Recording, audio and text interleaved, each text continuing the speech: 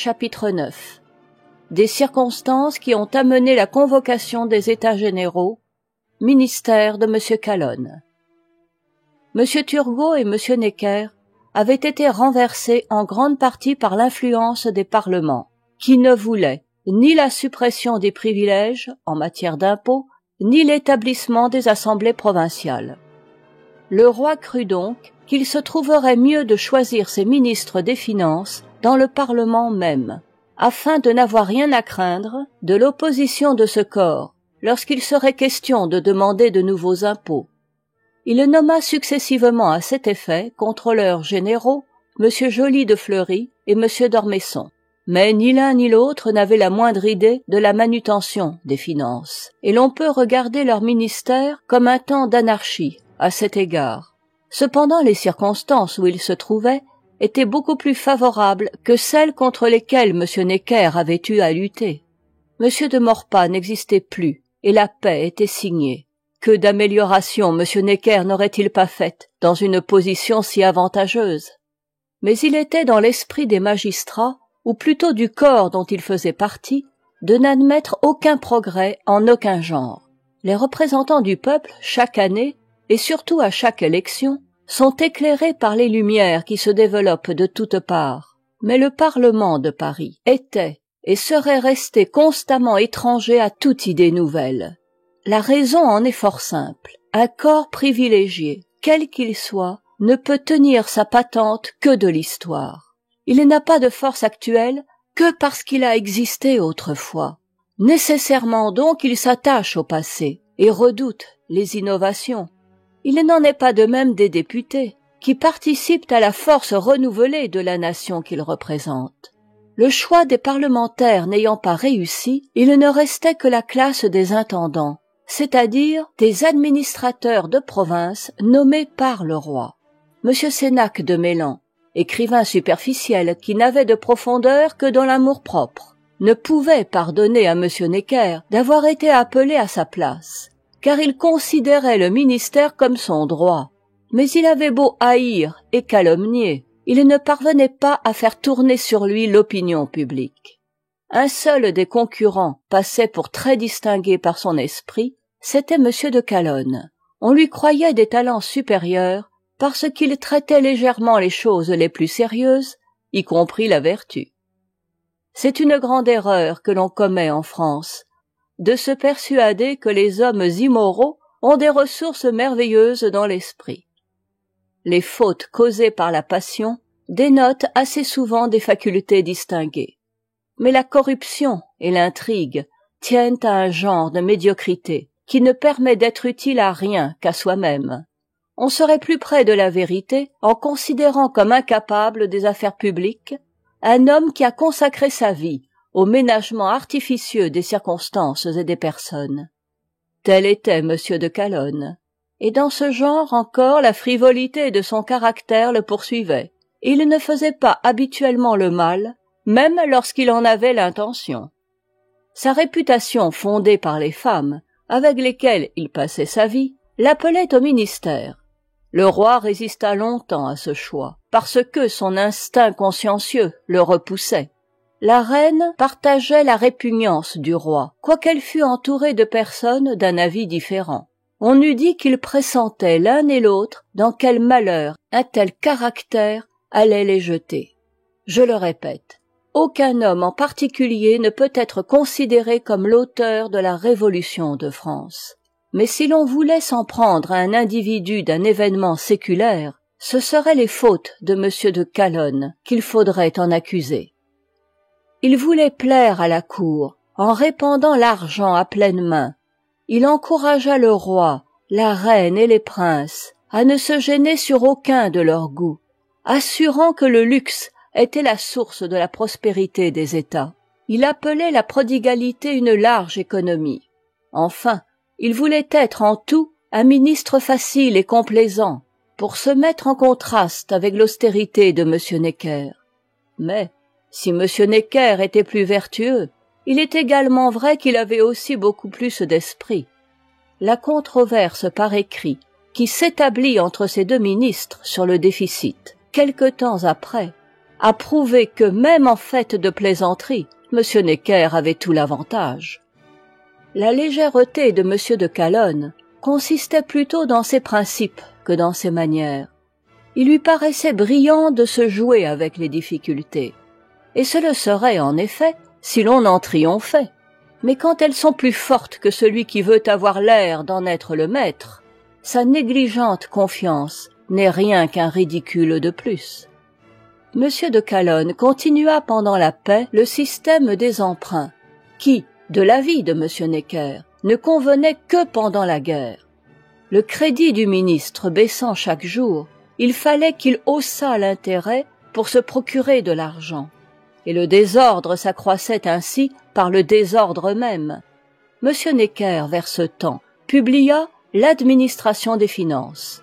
Cet ouvrage, reconnu maintenant pour classique, produisit dès lors un effet prodigieux. On en vendit 80 000 exemplaires. Jamais aucun écrit, sur des sujets aussi sérieux, n'avait eu un succès tellement populaire. Les Français s'occupaient déjà beaucoup dans ce temps de la chose publique, sans songer encore à la part qu'ils y pourraient prendre. L'ouvrage sur l'administration des finances renfermait tous les plans de réforme, adoptés depuis par l'Assemblée constituante dans le système des impôts.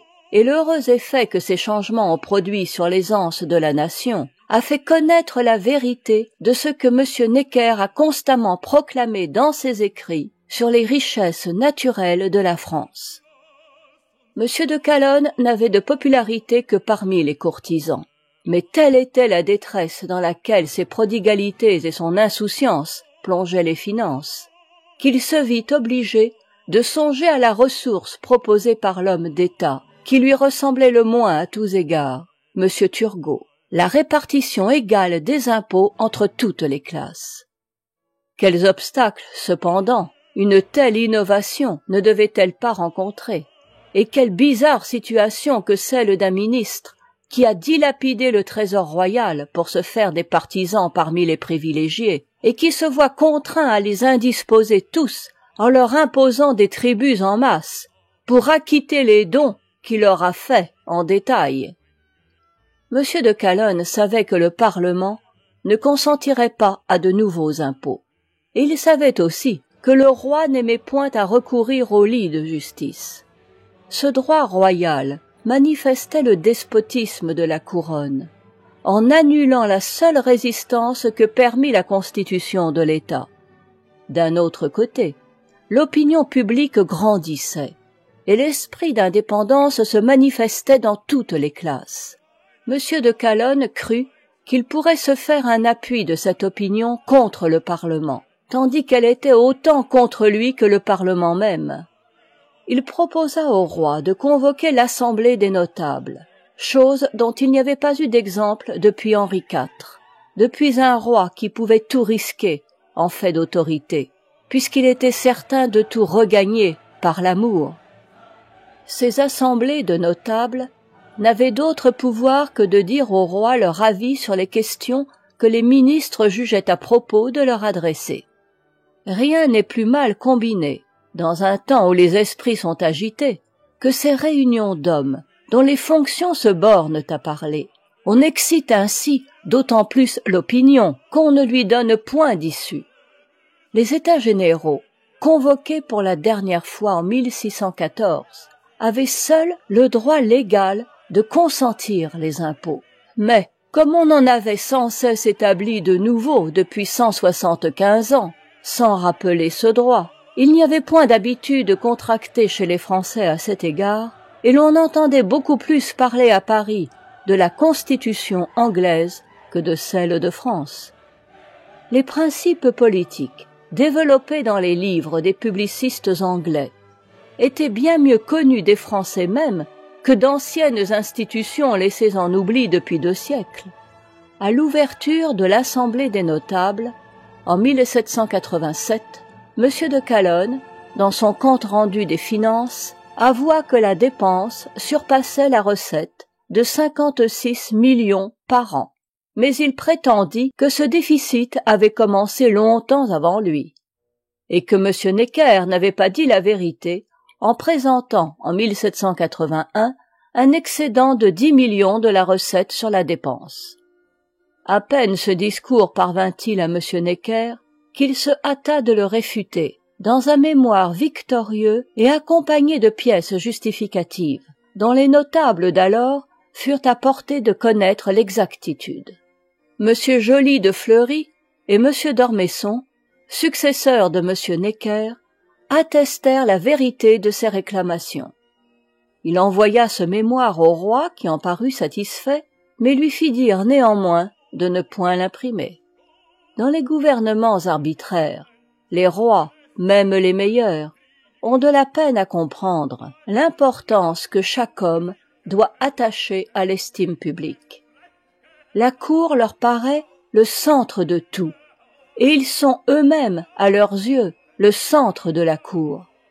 M. Necker fut forcé de désobéir à l'injonction du roi. C'était interdire à un homme la défense de son honneur que d'obliger un ministre retiré à supporter en silence qu'un ministre en place l'accusât de mensonge en présence de la nation.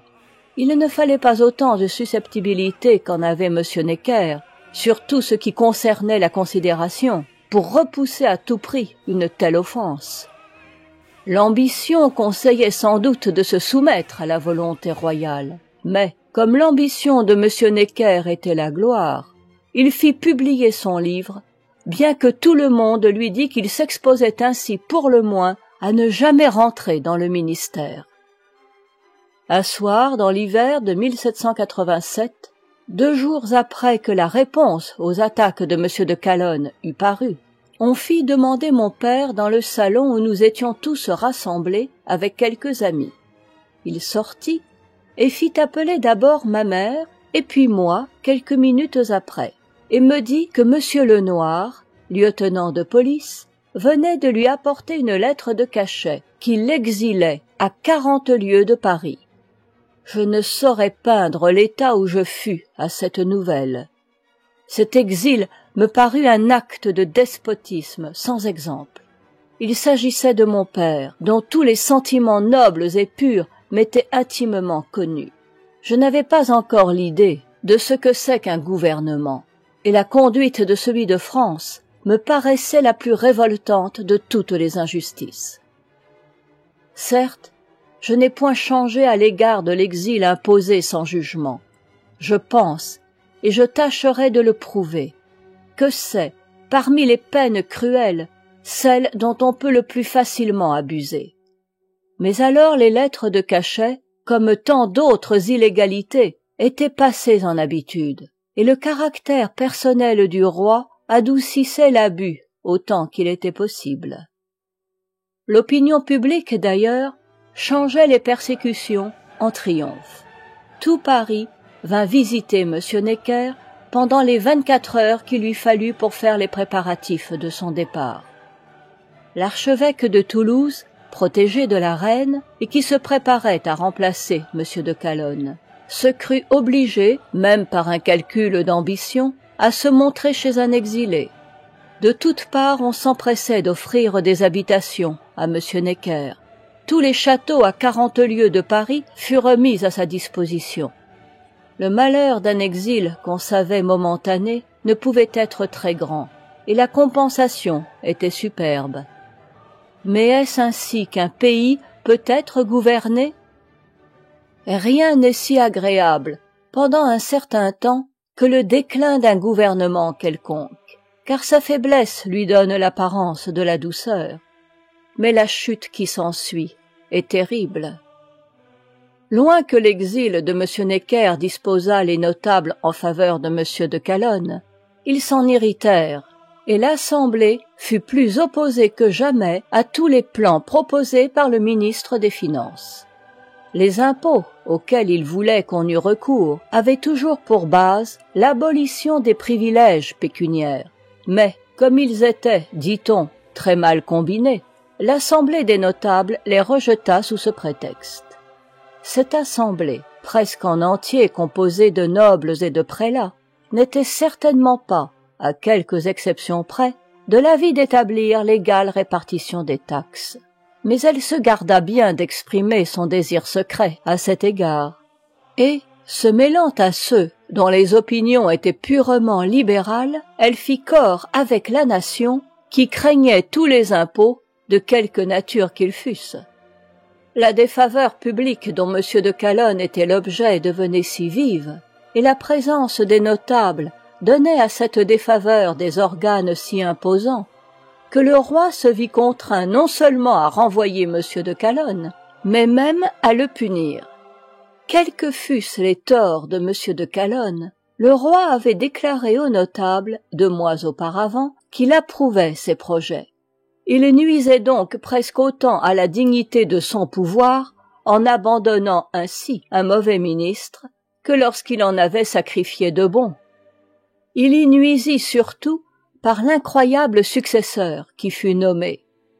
La reine voulait l'archevêque de Toulouse, mais le roi n'y était pas encore disposé.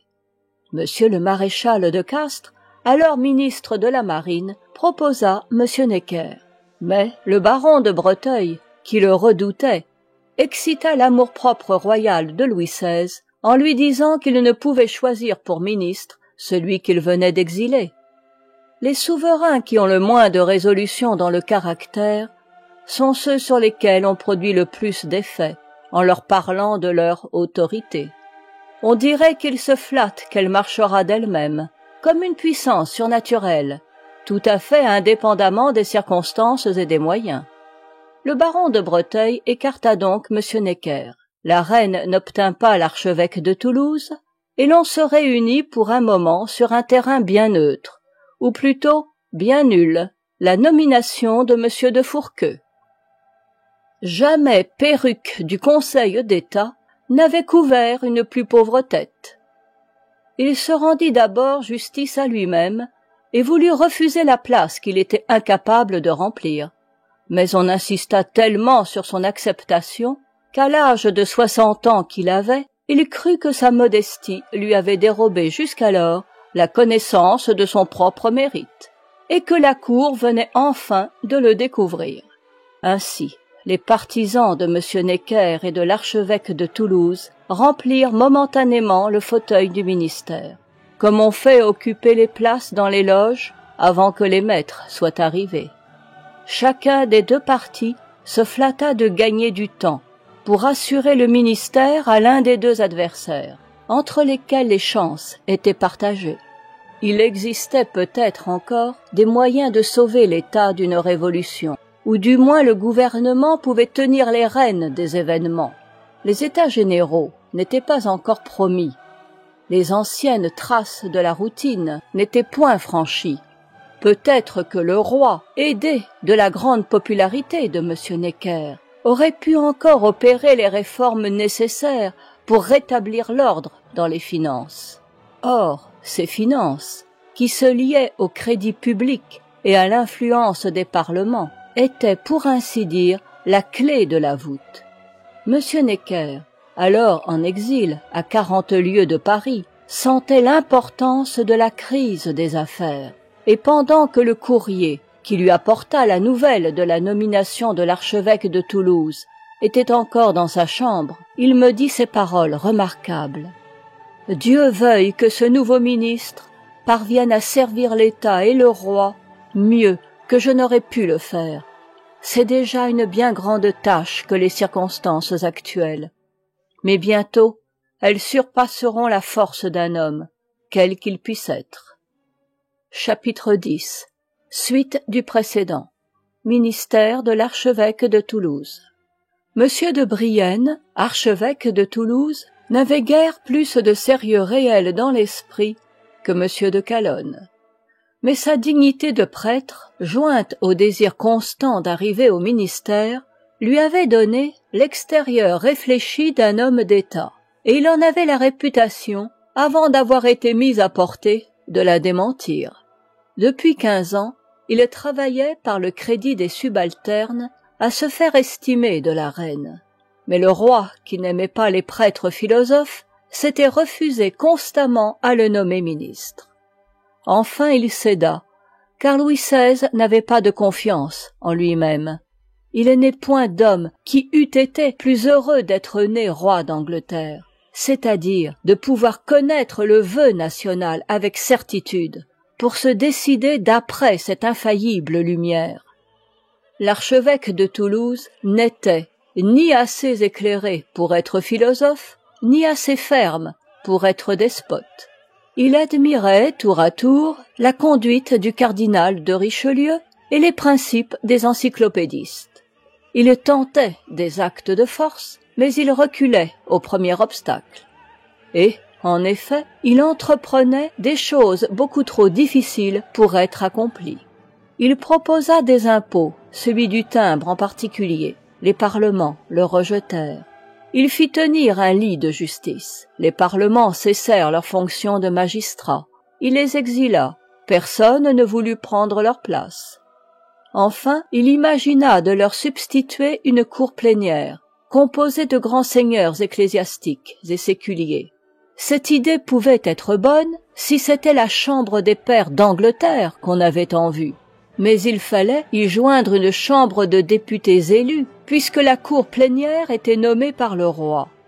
Les parlements pouvaient être renversés par les députés de la nation. Mais comment l'auraient-ils été par des grands seigneurs convoqués extraordinairement par le Premier ministre? Aussi, les courtisans eux-mêmes refusèrent-ils de siéger dans cette assemblée, tant l'opinion y était contraire. Dans cet état de choses, les coups d'autorité que le gouvernement voulait frapper ne servaient qu'à manifester sa faiblesse. Et l'archevêque de Toulouse, arbitraire et constitutionnel tour à tour, était maladroit dans les deux systèmes qu'il essayait alternativement. Le maréchal de Ségur avait commis la grande faute d'exiger au XVIIIe siècle des preuves de noblesse pour être officier. Il fallait avoir été anobli depuis 100 années pour obtenir l'honneur de défendre la patrie. Cette ordonnance irrita le tiers-état, sans que les nobles qu'elle favorisait fussent pour cela plus attachés à l'autorité du roi. Plusieurs officiers, parmi les gentilshommes, déclarèrent qu'ils n'obéiraient point aux ordres du roi, s'il s'agissait d'arrêter les magistrats ou leurs partisans. Les castes privilégiées commencèrent l'insurrection contre l'autorité royale, et le Parlement prononça le mot dont devait dépendre le sort de la France. Les magistrats demandaient à grands cris aux ministres les états de recettes et de dépenses. Lorsque l'abbé Sabatier, conseiller au Parlement, homme très spirituel, s'écria « Vous demandez, messieurs, les états de recettes et de dépenses, et ce sont les états généraux qu'il vous faut. » Cette parole, bien que rédigée en calembour, porta la lumière dans les désirs confus de chacun. Celui qui l'avait prononcée fut envoyé en prison. Mais, bientôt après, les parlements déclarèrent qu'ils n'avaient pas le droit d'enregistrer les impôts, droit dont ils avaient cependant usé depuis 2 siècles. Et, par ambition, c'est-à-dire pour se mettre à la tête du mouvement des esprits, ils abdiquèrent en faveur de la nation un pouvoir qu'ils avaient défendu avec opiniâtreté contre le trône. Dès ce moment, la révolution fut faite, car il n'y eut plus qu'un vœu dans tous les partis, celui d'obtenir la convocation des États généraux. Les mêmes magistrats qui, plus tard, ont qualifié de rebelles les amis de la liberté, demandèrent cette convocation avec tant de véhémence, que le roi se crut obligé d'envoyer saisir au milieu d'eux, par ses gardes du corps, 2 de leurs membres, messieurs d'Espréménil et de Montsabert. Plusieurs des nobles, devenus depuis les ennemis ardents de la monarchie limitée, allumèrent alors le feu qui produisit l'explosion. 12 gentilshommes bretons furent envoyés à la Bastille, et le même esprit d'opposition qu'on punissait en eux animait le reste de la noblesse de Bretagne. Le clergé lui-même demanda les états généraux. Aucune révolution, dans un grand pays, ne peut réussir que quand elle commence par la classe aristocratique. Le peuple ensuite s'en empare, mais il ne sait point diriger les premiers coups. en rappelant que ce sont les parlements, les nobles et le clergé qui les premiers ont voulu limiter l'autorité royale. Je ne prétends point assurément que leur dessein fut coupable. Un enthousiasme sincère et désintéressé animait alors tous les Français. Il y avait de l'esprit public, et, dans les hautes classes, les meilleurs étaient ceux qui désiraient le plus vivement que la volonté de la nation fût de quelque chose dans la direction de ses propres intérêts. Mais comment ces privilégiés, qui pourtant ont commencé la Révolution, se permettent-ils d'en accuser un homme ou une résolution de cet homme? Nous voulions, disent les uns, que les changements politiques s'arrêtassent à tel point, les autres un peu plus loin, sans doute. Mais les mouvements d'un grand peuple ne peuvent se réprimer à volonté, et dès qu'on commence à reconnaître ses droits, l'on est obligé d'accorder tout ce que la justice exige. L'archevêque de Toulouse rappela les parlements. Il les trouva tout aussi rebelles à la faveur qu'à la disgrâce. De toutes parts, la résistance allait croissant. Les adresses pour demander les états généraux se multipliaient tellement qu'enfin le ministre se vit obligé de les promettre au nom du roi. Mais il renvoya la convocation à 5 ans, comme si l'opinion publique pouvait consentir au retard de son triomphe. Le clergé réclama contre ces 5 ans, et le roi s'engagea solennellement à convoquer les états généraux pour le mois de mai de l'année suivante, 1789. L'archevêque de Sens, car c'était ainsi qu'il s'appelait alors, n'ayant point oublié, au milieu de tous les troubles, de changer son archevêché de Toulouse contre un beaucoup plus considérable, l'archevêque de Sens, se voyant battu comme despote, se rapprocha de ses anciens amis, les philosophes, et, mécontent des castes privilégiées, il essaya de plaire à la nation, en invitant tous les écrivains à donner leur avis sur le mode d'organisation des États généraux. Mais on ne tient jamais compte à un homme d'État de ce qu'il fait par nécessité. Ce qui rend l'opinion publique une si belle chose, c'est qu'elle a de la finesse et de la force tout ensemble. Elle se compose des aperçus de chacun et de l'ascendant de tous.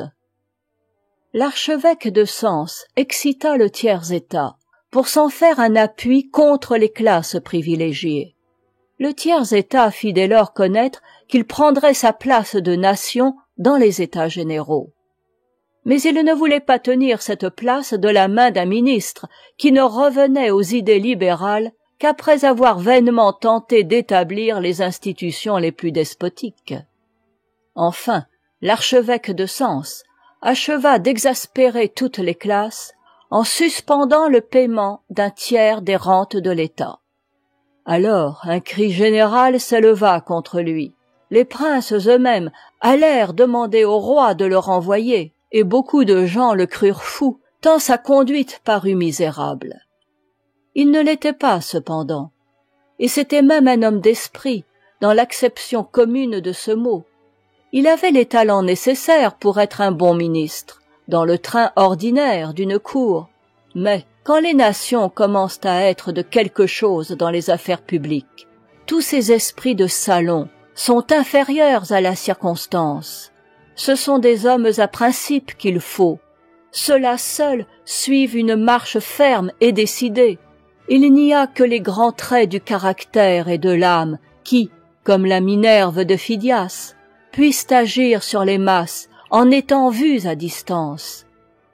Ce qu'on appelle l'habileté, selon l'ancienne manière de gouverner les États du fond des cabinets ministériels, ne fait qu'inspirer de la défiance dans les gouvernements représentatifs. Chapitre 11. Y avait-il une constitution en France avant la Révolution? De toutes les monarchies modernes, la France est certainement celle dont les institutions politiques ont été les plus arbitraires et les plus variables.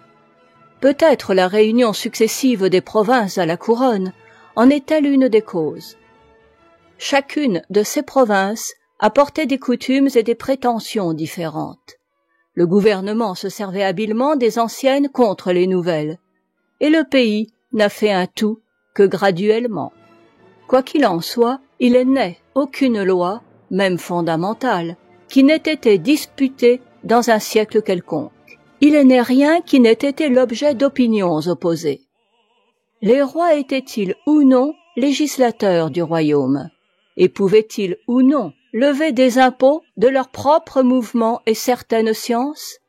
Ou bien les États généraux étaient-ils les représentants du peuple, à qui seul appartint ce droit de consentir les subsides? De quelle manière ces États généraux devaient-ils être composés? Les ordres privilégiés, qui sur 3 voix en avaient 2, pouvaient-ils se considérer comme des nations distinctes, qui votaient séparément les impôts et s'y soustrayaient à leur gré, en faisant porter sur le peuple le poids des taxes nécessaires? Quels étaient les privilèges du clergé, qui se disait tantôt indépendant du roi, tantôt indépendant du pape?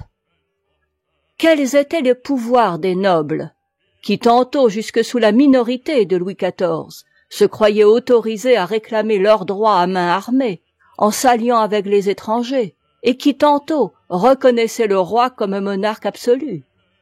Quelle devait être l'existence du tiers-État, affranchi par les rois, introduit dans les États généraux par Philippe le Bel, et cependant condamné à une minorité perpétuelle, puisqu'on ne lui attribuait qu'une voix sur 3, et que ses doléances, présentées à genoux, n'avaient aucune force positive?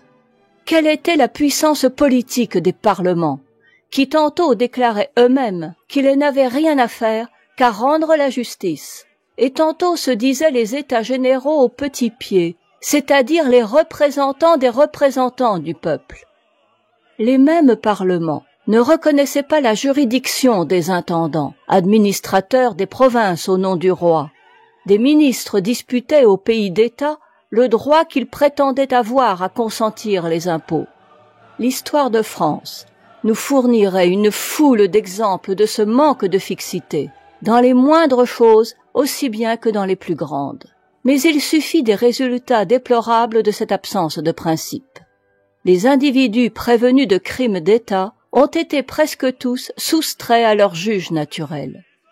Plusieurs d'entre eux, sans que leur procès ait même été fait, ont passé leur vie entière dans les prisons, où le gouvernement les avait envoyés de sa propre autorité. Le code de terreur contre les protestants, les supplices cruels et la torture ont subsisté jusqu'à la Révolution. Les impôts qui ont pesé exclusivement sur le peuple l'ont réduit à la pauvreté sans espoir. Un jurisconsulte français, il y a 50 ans, appelait encore, selon l'usage, le tiers-État la gente corvéable et taillable à merci et miséricorde. Les emprisonnements, les exils, dont on avait disputé la puissance au roi, sont devenus leur prérogative. Et le despotisme ministériel, habile instrument de celui du trône, a fini par faire admettre l'inconcevable maxime « si veut le roi, si veut la loi », comme l'unique institution politique de la France. Les Anglais, fiers avec raison de leur liberté, n'ont pas manqué de dire que, si les Français n'étaient pas faits pour le despotisme, ils ne l'auraient pas supporté si longtemps. Et Blackstone, le premier jurisconsulte de l'Angleterre, a imprimé dans le XVIIIe siècle ces paroles. On pourrait alors emprisonner, faire périr ou exiler tous ceux qui déplairaient au gouvernement, ainsi que cela se pratique en Turquie ou en France. Livre 4, chapitre 27, paragraphe 5. Je renvoie à la fin de cet ouvrage l'examen du caractère français, trop calomnié de nos jours. Mais il me suffit de répéter ici ce que j'ai déjà affirmé, c'est que, dans l'histoire de France, on peut citer autant d'efforts contre le despotisme que dans celle de l'Angleterre. Monsieur de Boulainvilliers, le grand défenseur de la féodalité, ne cesse de répéter que les rois n'avaient ni le droit de battre monnaie, ni de fixer la force de l'armée, ni de prendre à leur solde des troupes étrangères, ni surtout de lever des impôts sans le consentement des nobles. Seulement il s'afflige un peu de ce qu'on ait fait un second ordre du clergé. et encore plus un troisième, du peuple. Il s'indigne de ce que les rois de France se sont arrogé le droit de donner des lettres de noblesse, qu'il appelle avec raison des affranchissements. Car, en effet, l'anoblissement est une tâche d'après les principes de la noblesse. Et d'après ceux de la liberté, ces mêmes lettres sont une offense. Enfin, M. de Boulainvilliers est un aristocrate tel qu'il faut l'être, c'est-à-dire sans mélange de l'esprit de courtisan, le plus avilissant de tous. Il croit que la nation se réduit aux nobles, et que, sur 24 millions d'hommes et plus, il n'y a que 100 000 descendants des Francs, car il supprime avec raison dans son système les familles d'anoblis et le clergé du second ordre. Et ces descendants des Francs étant les vainqueurs et les Gaulois les vaincus, ils sont les seuls qui puissent participer à la direction des affaires publiques. Les citoyens d'un État doivent avoir part à la confection des lois et à leur garantie. Mais s'il n'y a que 100 000 citoyens d'un État, il n'y a que qui ait ce droit politique. La question toutefois est de savoir si les 23 900 000 âmes qui composent maintenant le tiers-État en France ne sont en effet et ne veulent être que des Gaulois vaincus. Tant que l'abrutissement des serfs a permis cet ordre de choses, on a vu partout des gouvernements où les libertés, si ce n'est la liberté, ont été parfaitement reconnues, c'est-à-dire où les privilèges se sont fait respecter comme des droits. L'histoire et la raison naturelle démontrent également que si, sous la première race, ceux qui avaient le droit de citoyen devaient sanctionner les actes législatifs, que si, sous Philippe le Bel, les hommes libres du tiers-État, alors en petit nombre, puisqu'il y avait encore beaucoup de serfs, ont été associés aux deux autres ordres, les rois n'ont pu se servir d'eux pour balancer le pouvoir sans les reconnaître pour citoyens. Or, les citoyens doivent avoir, relativement aux impôts et aux lois, les droits politiques exercés d'abord seulement par les nobles. Et quand le nombre des citoyens est tel qu'ils ne sauraient assister en personne aux délibérations sur les affaires de l'État, de là naît le gouvernement représentatif.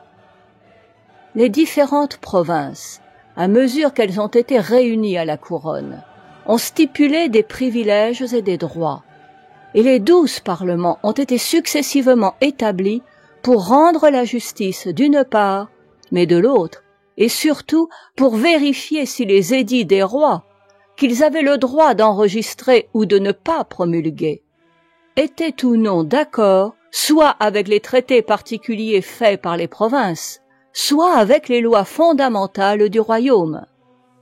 Toutefois, leur autorité, sous ce rapport, était fort précaire.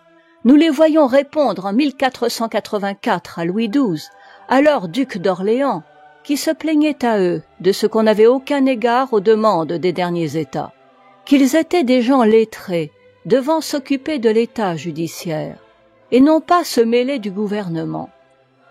Ils montrèrent bientôt cependant de beaucoup plus grandes prétentions, et leur pouvoir a été tellement étendu, même en matière politique, que Charles Quint envoya 2 ambassadeurs au Parlement de Toulouse pour s'assurer s'il avait ratifié le traité conclu avec François Ier.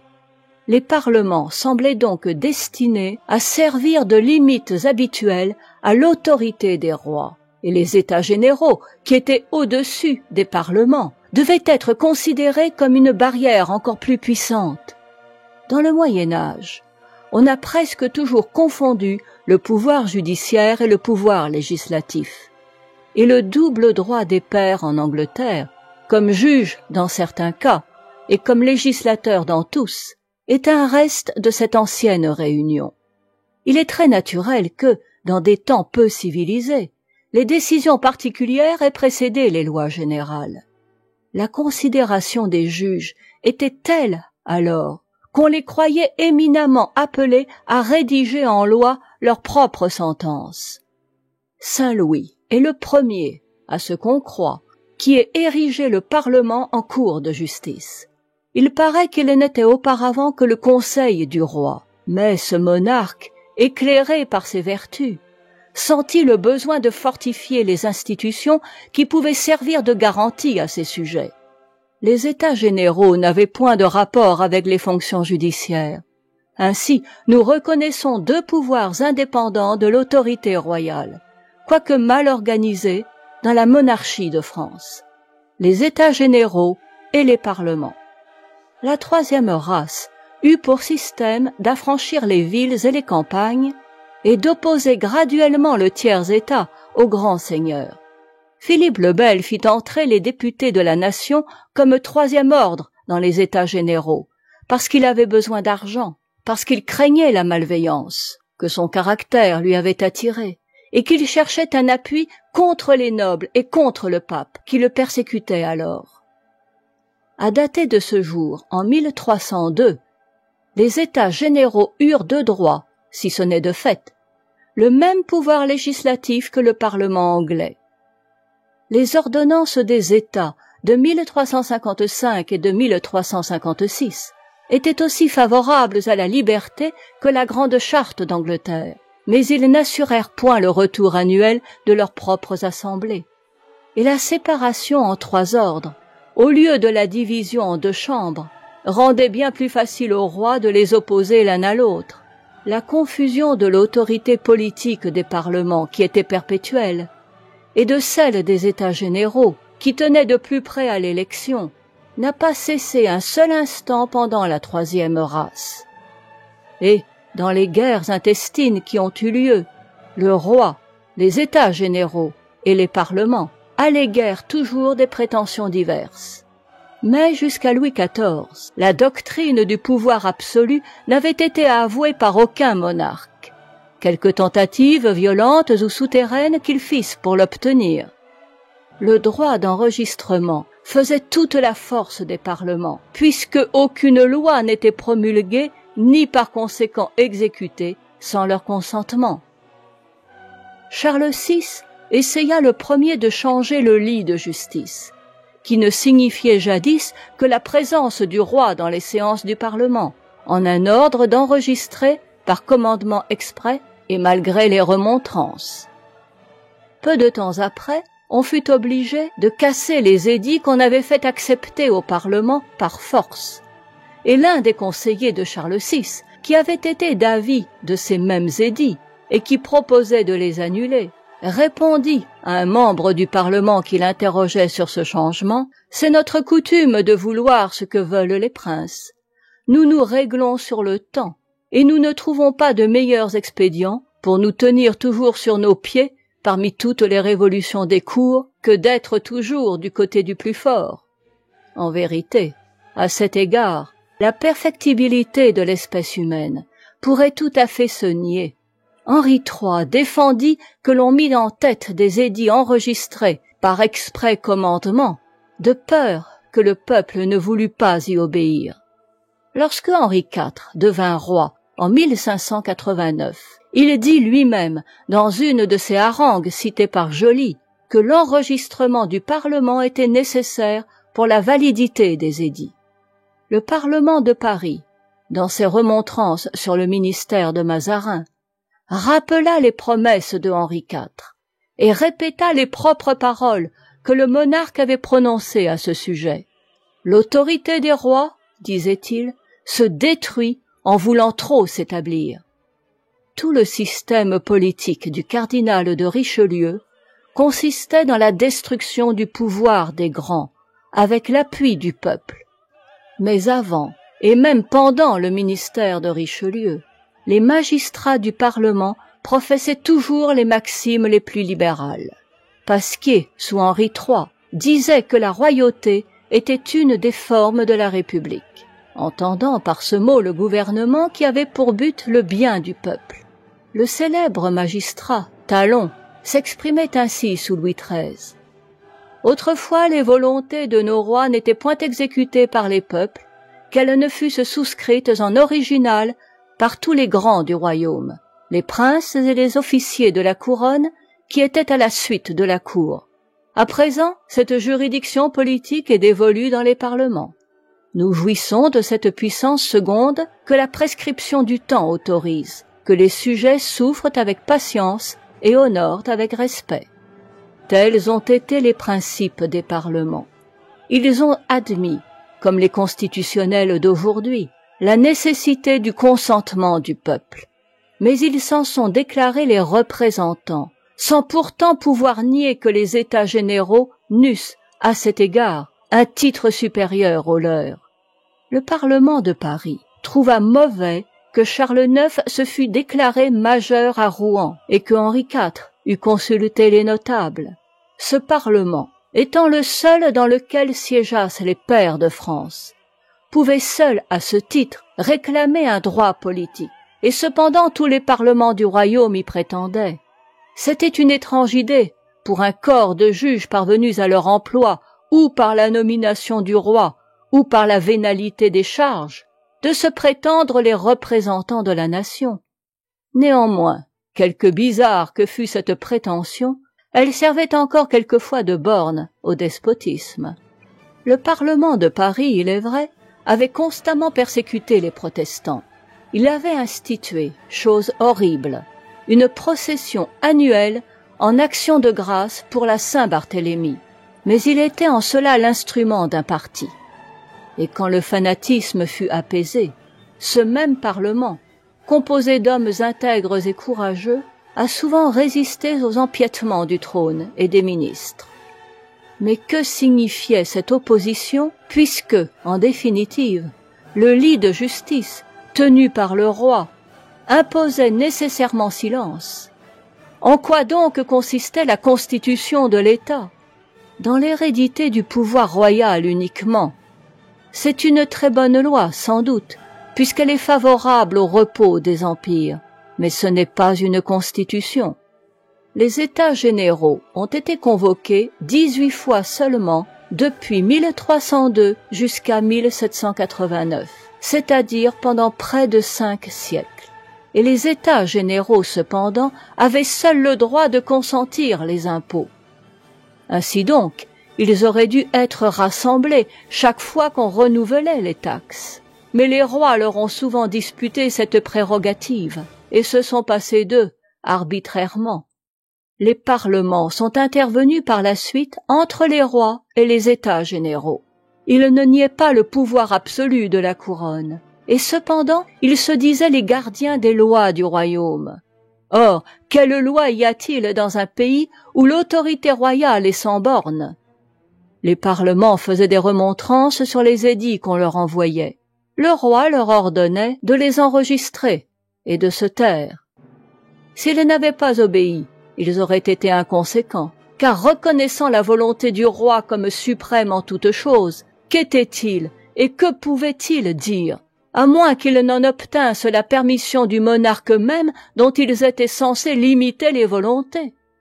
Ce cercle de prétendues oppositions se terminait toujours par la servitude, et la trace funeste en est restée sur le front de la nation.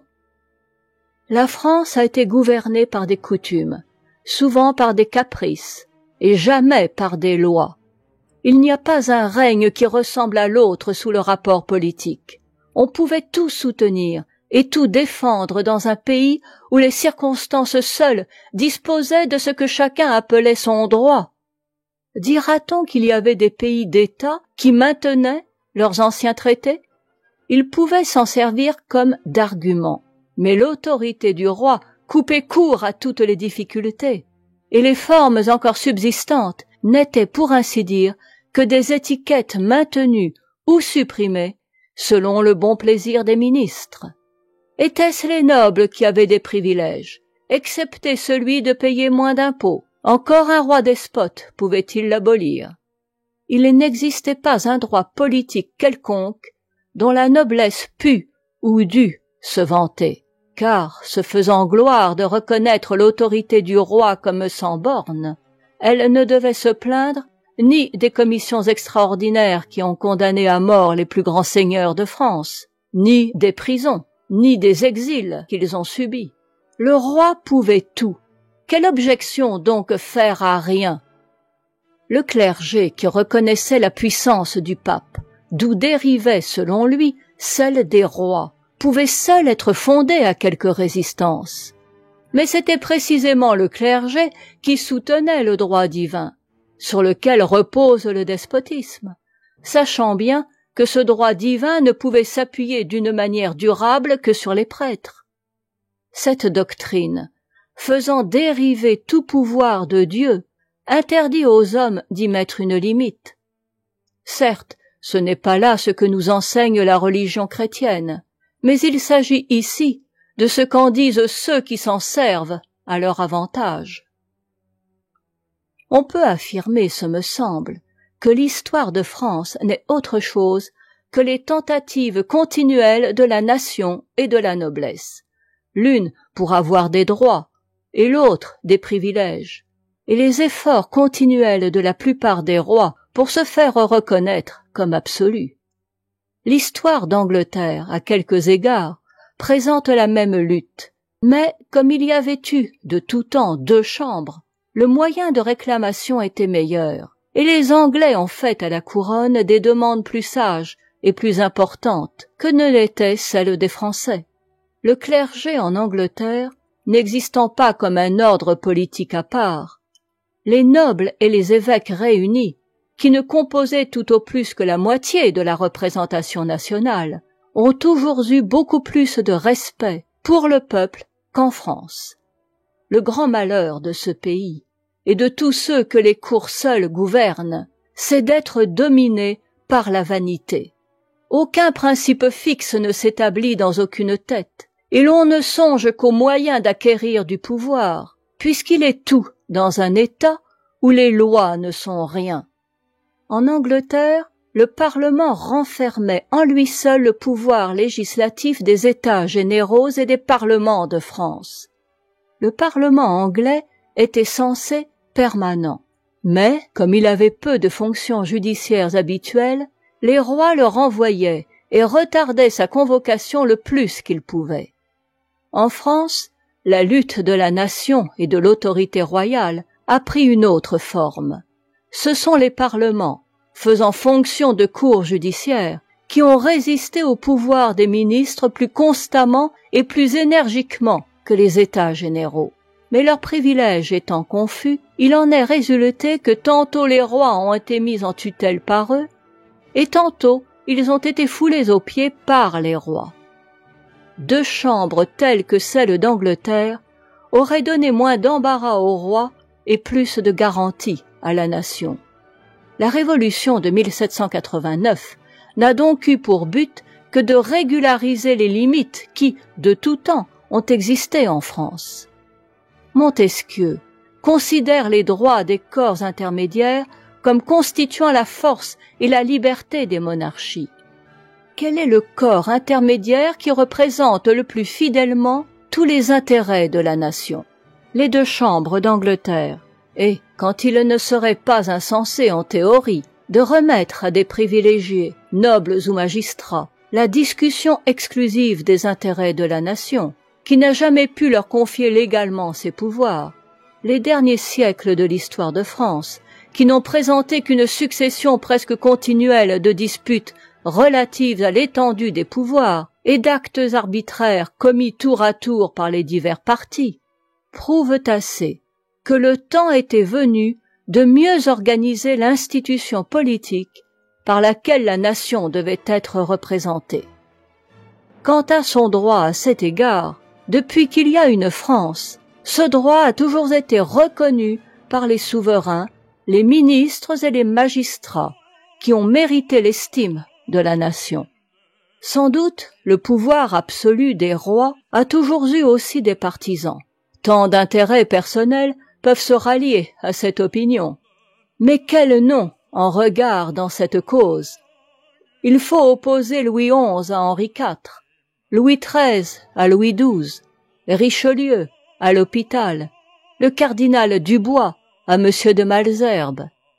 Et si l'on voulait citer tous les noms qui se sont conservés dans l'histoire, on pourrait parier, à peu d'exceptions près, que là où il se trouve une âme honnête ou un esprit éclairé, dans quelque rang que ce puisse être, il y a un ami des droits des nations, mais que l'autorité sans bornes n'a presque jamais été défendue, ni par un homme de génie, ni surtout par un homme vertueux.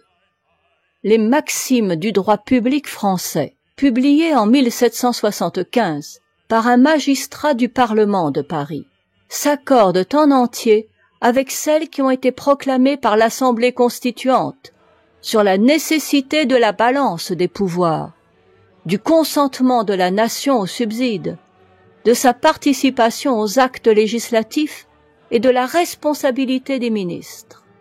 Il n'y a pas une page où l'auteur ne rappelle le contrat existant entre le peuple et les rois, et c'est sur les faits de l'histoire qu'il se fonde. D'autres hommes respectables dans la magistrature française assurent qu'il y avait des lois constitutionnelles en France, mais qu'elles étaient tombées en désuétude. Les uns disent qu'elles ont cessé d'être en vigueur depuis Richelieu, d'autres depuis Charles V, d'autres depuis Philippe le Bel, d'autres enfin depuis Charlemagne.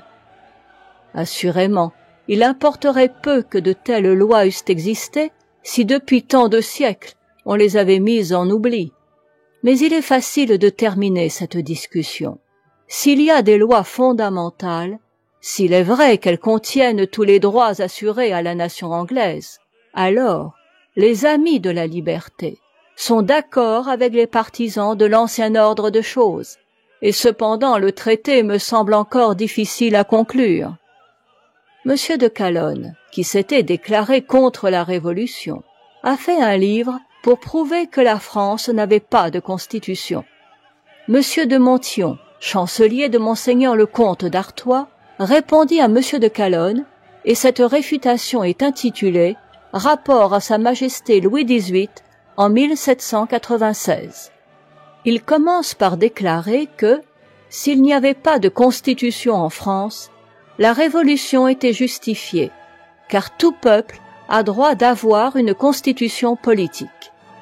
C'était un peu se hasarder d'après ses opinions, mais enfin il affirme que, par les statuts constitutionnels de France, le roi n'avait pas le droit de faire des lois sans le consentement des États généraux, que les Français ne pouvaient être jugés que par leur juge naturel, que tout tribunal extraordinaire était illégitime, que tout emprisonnement par ordre du roi, toute lettre de cachet, tout exil enfin, était illégal, que tous les Français étaient admissibles à tous les emplois, que la profession des armes anoblissait tous ceux qui la prenaient, que les 40 000 municipalités du royaume avaient le droit d'être régies par des administrateurs de leur choix, qui répartissent la somme de l'impôt, que le roi ne pouvait rien ordonner sans son conseil, ce qui impliquait la responsabilité des ministres, que l'on devait bien distinguer entre les ordonnances ou lois du roi et les lois de l'État, que les juges ne devaient pas obtempérer aux ordres du roi s'ils étaient contraires aux lois de l'État ci-dessus mentionnées, que la force armée ne pouvait être employée dans l'intérieur que contre les troubles ou d'après les mandats de justice. Il ajoute que le retour fixe des États généraux fait partie de la Constitution de France, et finit par dire, en présence de Louis XVIII, que la Constitution d'Angleterre est la plus parfaite de l'univers. Si tous les partisans de l'Ancien Régime avaient énoncé de tels principes, c'est alors que la Révolution n'aurait point eu d'excuse, puisqu'elle eût été tout à fait inutile.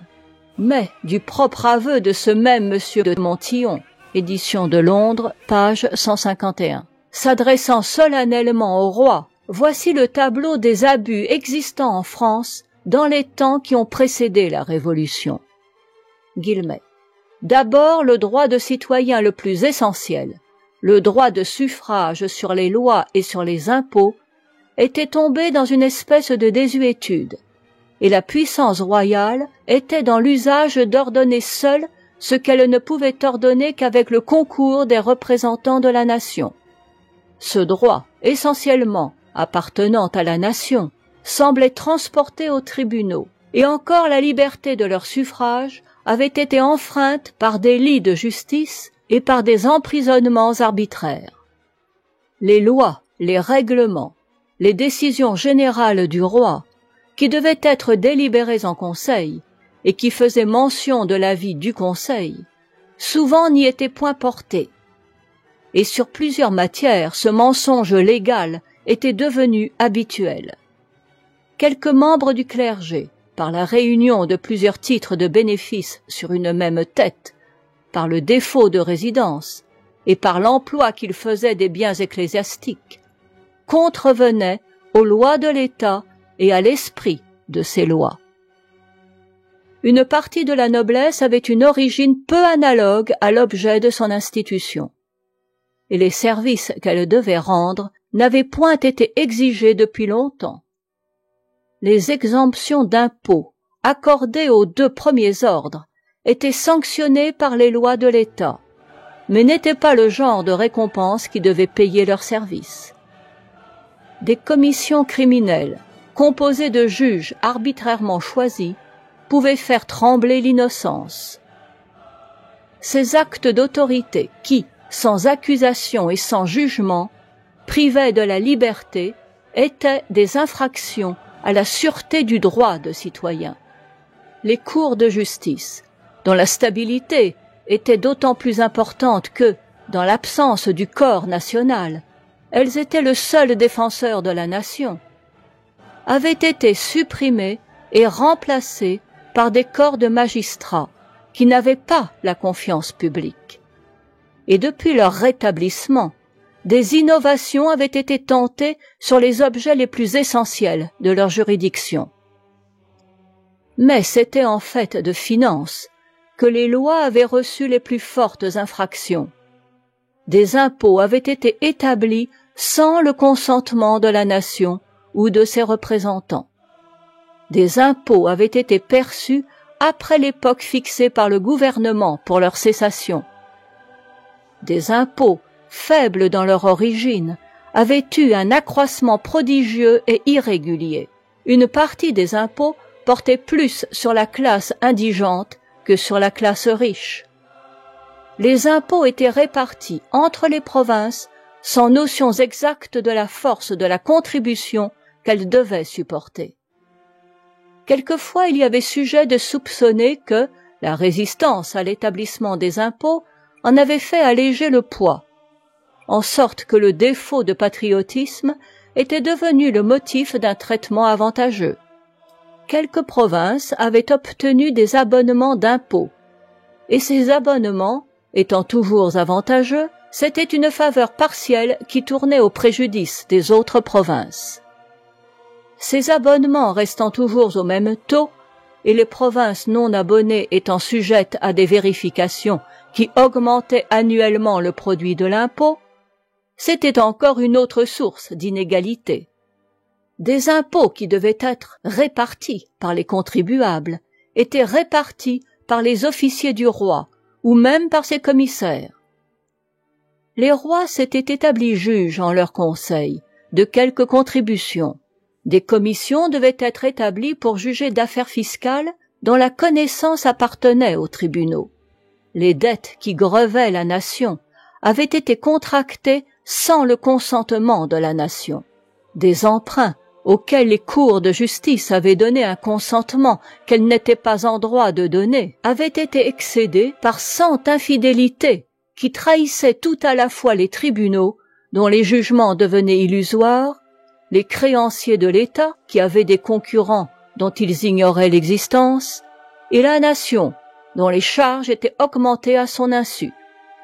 La dépense n'était fixée sur aucun objet par aucune loi.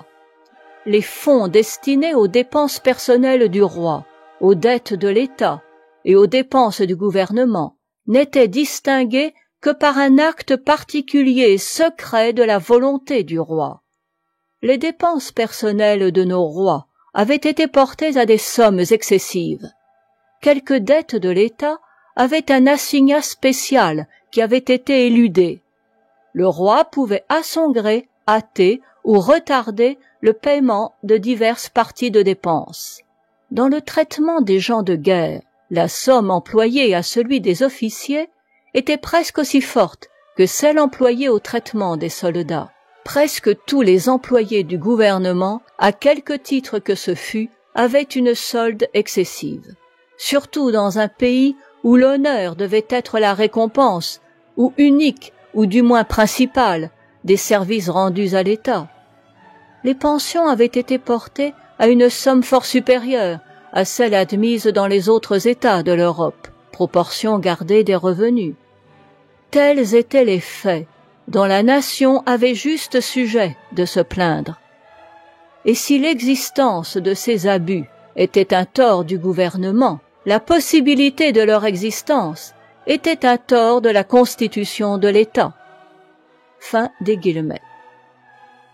Si telle était la situation de la France, et l'on ne peut récuser le témoignage d'un chancelier de Monseigneur le comte d'Artois, témoignage présenté officiellement au roi, si donc telle était la situation de la France, de l'avis même de ceux qui prétendaient qu'elle avait une constitution, qui pourrait nier qu'un changement ne fût nécessaire, soit pour faire marcher une constitution qui n'avait jamais été qu'enfreinte, soit pour admettre des garanties qui puissent donner aux lois de l'État des moyens de se maintenir et d'être obéies.